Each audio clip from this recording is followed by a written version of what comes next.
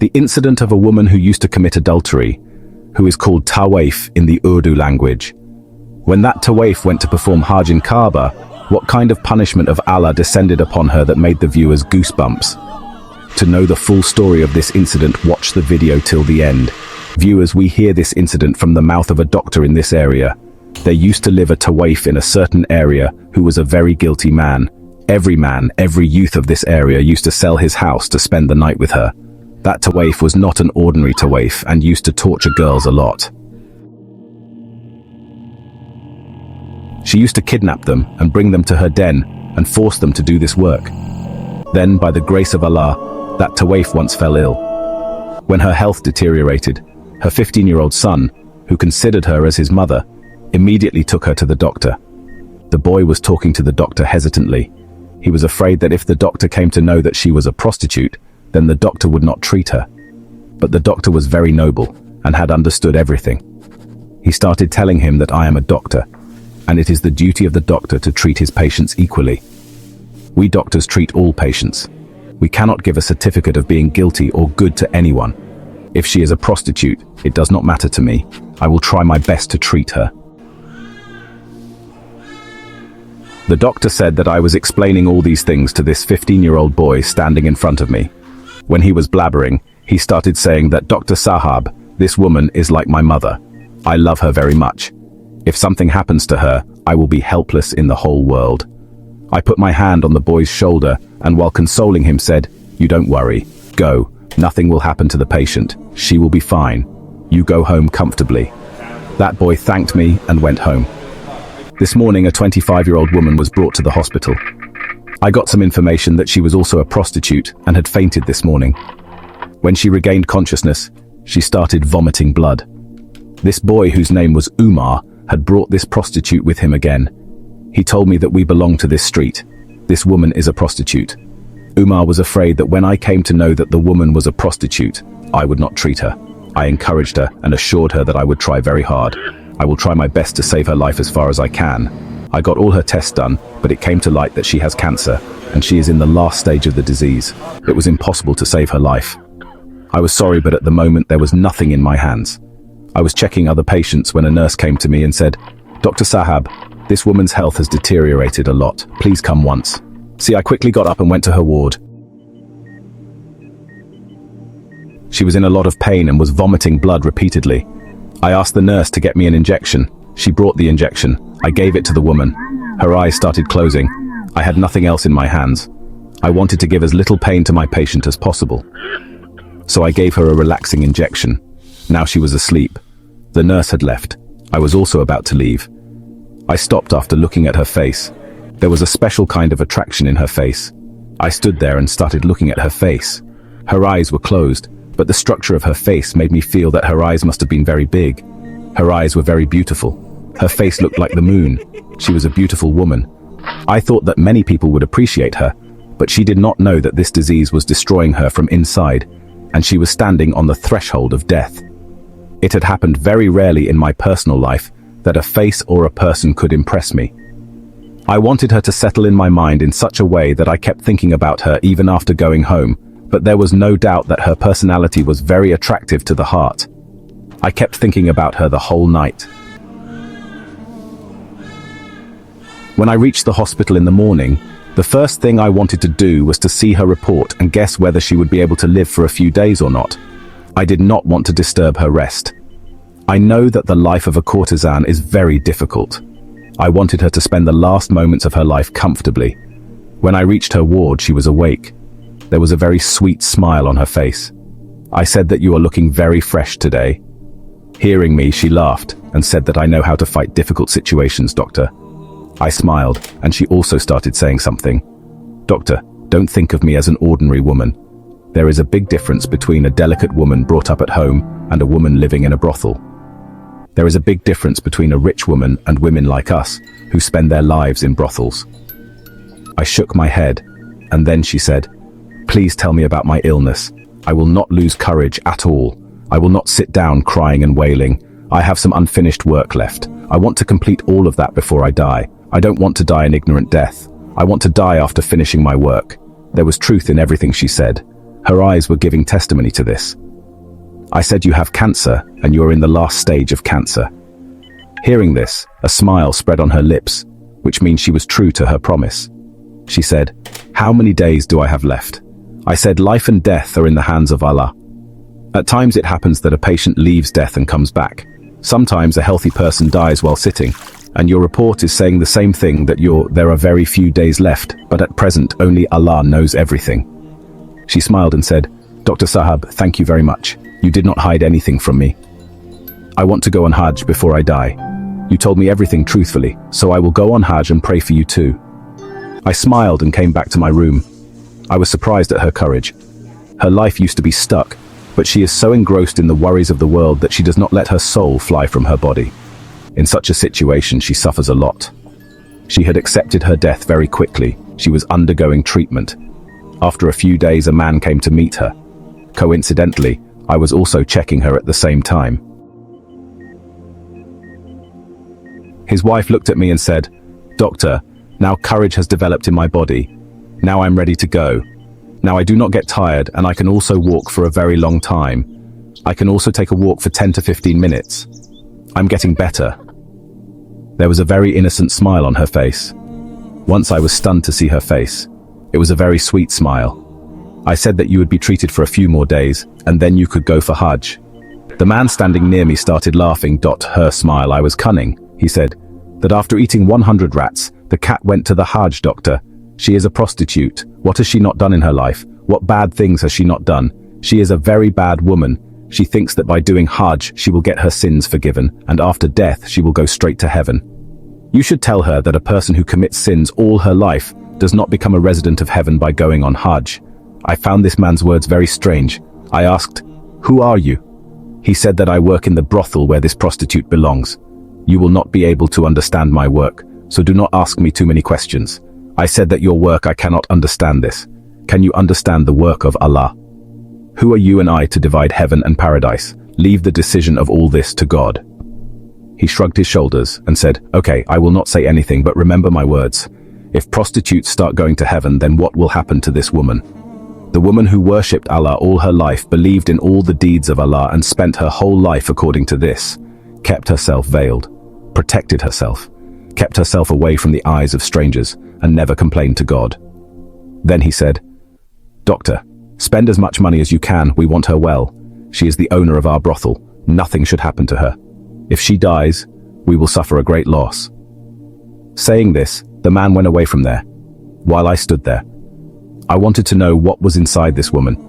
I was a very busy doctor. My whole day was spent moving from one ward to another. There was a strange attraction in this courtesan. I wanted to know about her, so despite checking up, I stood there. After this man left, she started crying bitterly. I got scared, and I asked what happened. Why are you crying? She said, will I not go to heaven? Will I not be forgiven? I said, why are you saying all this? She said, if he thinks that I am a sinner and do not deserve forgiveness, then he is right. I smiled and said, this is not something to cry about. No person can decide heaven or hell. Do not lose heart. After listening to me, she became quiet and said, these people consider me a great sinner, and that is why they do not want me to go for Hajj. You should make arrangements for me to go. Just understand that the death of a person is a sin. You are fulfilling my last wish. I nodded yes. I said, whatever I can do for you, I will do it. Saying this, I came to my office. I looked at the ticket lying in the drawer. I also had to go for Hajj after a few days, so I had to fulfill this woman's request. If I did not fulfill her request, I was afraid that if I refused her request, then Allah might not accept my Hajj. I wanted to take this woman for Hajj. I saw her report, and her condition was getting worse day by day. She had very few days left. Whatever I had to do it quickly. To take care of this prostitute, I had decided to take her 15-year-old son along with him, who was calling her his mother. It took me 10 days to do all this work, but that woman had become very weak now. The black circles around her eyes had become lighter. She was not even able to walk properly. I said that your condition is worsening day by day. How will I take you for Hajj? She said that if I don't go for Hajj this year, I will keep wandering and will remain bedridden. I will never die. I felt that the way she was suffering for Hajj, even death would back off. I was very scared of her words. I had thought in my heart that she is such a good woman. Those who say that she is not right will surely be bad themselves. She was also doing all this. There was so much longing in her heart to go to Allah's door. I had called the doctor's team to my office. I had told them that this is this woman's wish. We should fulfill it. Instead of treating her in the hospital, we should take her for Hajj and fulfill her last wish. The doctor accepted my decision. I completed the necessary work. When I told this news to this courtesan, she started crying profusely and said that Allah had accepted my presence. Allah has accepted my presence and called me to his door. I looked at her and thought that she was a very accomplished woman. Those who say wrong things about her will themselves be wrong. After a few days, it was time for us to leave. I took her along with me and the boy as well. We set out for the journey. This journey was very religious. That woman, that boy, they were reciting the rosary. Allah's name was on their tongue. That woman started saying that she had committed many sins. Maybe God will forgive her. I nodded in the affirmative. The character of this courtesan seemed very clear to me. This is also a sign of forgiveness that a person starts realizing their sins. By the grace of Allah, our journey was completed and we reached Saudi Arabia. As soon as we entered the Haram Sharif, when my first sight fell on the Kaaba, I started trembling while the condition of this courtesan woman started becoming strange. She was nervous. She held my hand and said, "Take me back to my health. My health is getting worse. Take me to the hotel." I was not expecting this at all. I said, "What happened? Are you okay?" She said, "Yes, my health is fine, but I'm scared. Take me from here, otherwise I will stop breathing." I took care of my patient and leaving her in the hotel room, I came out myself. My marriage was next month. I went there and prayed a lot for my happy life. There was such beauty there that I did not feel like returning, but I was helpless. It was nighttime. I came back to the hotel. When morning came, I thought I should take her for a pilgrimage. Then that woman came to me and said, "Take me along with you." I said, "Yes, come. I will take you for a pilgrimage." As soon as we were about to reach Kaaba, she closed her eyes and said to Umar, "Hold my hand and take me to Kaaba. I will take her."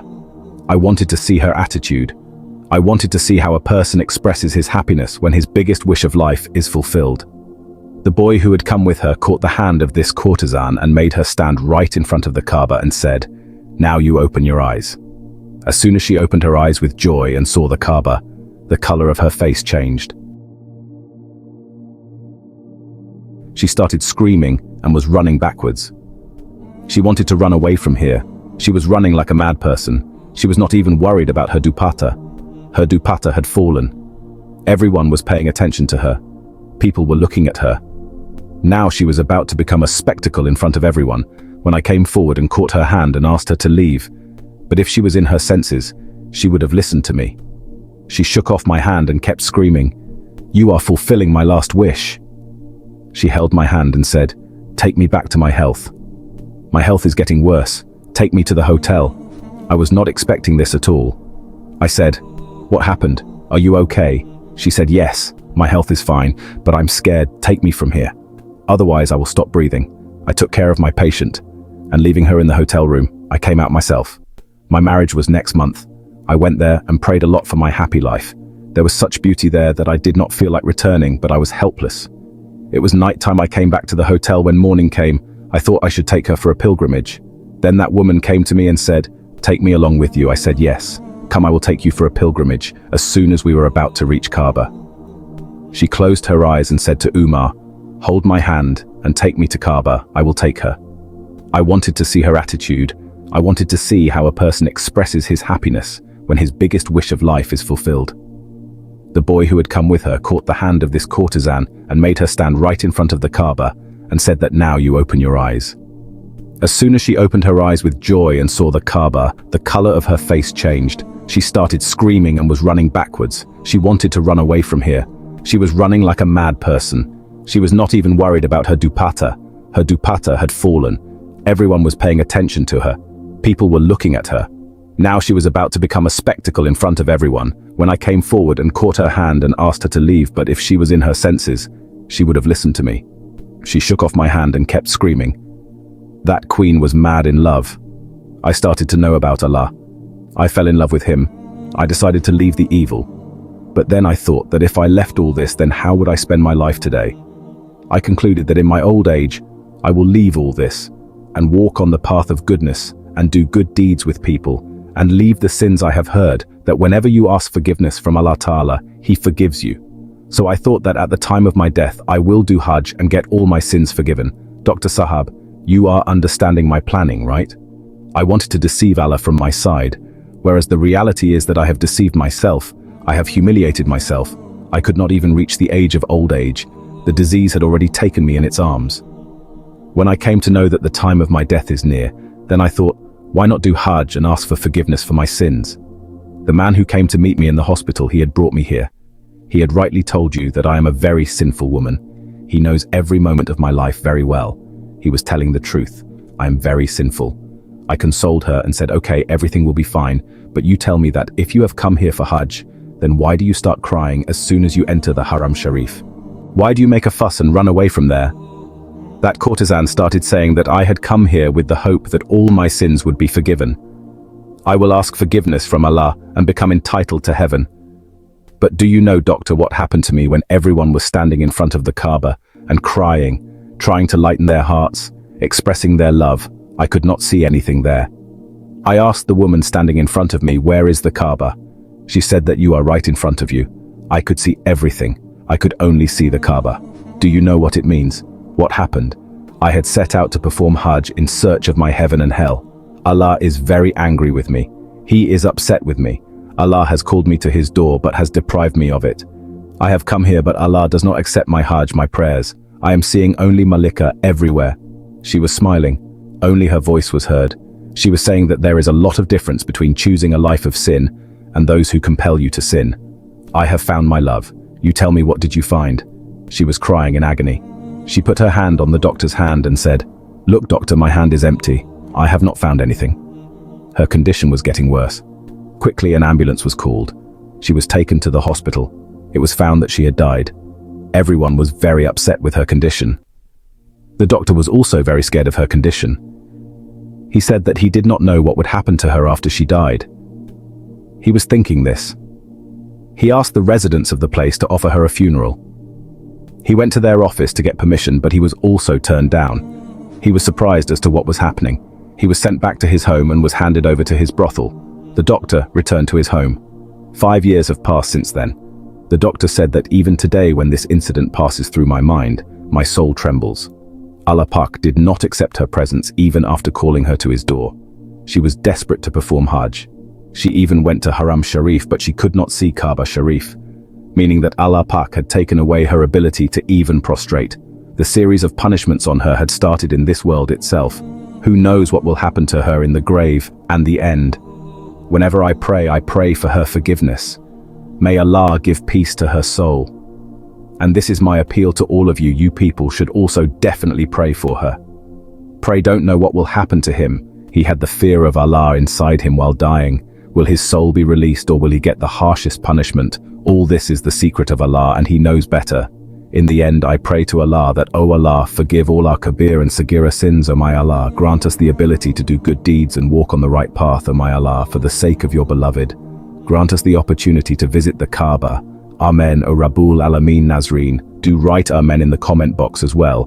Like the video. Do share this video with your friends as well. If you have not yet subscribed to our channel, then do subscribe to our channel KT Islamic Voice and keep the bell notification selected on all so that you keep getting to see such faith-filled videos. We will see you on some other good topic.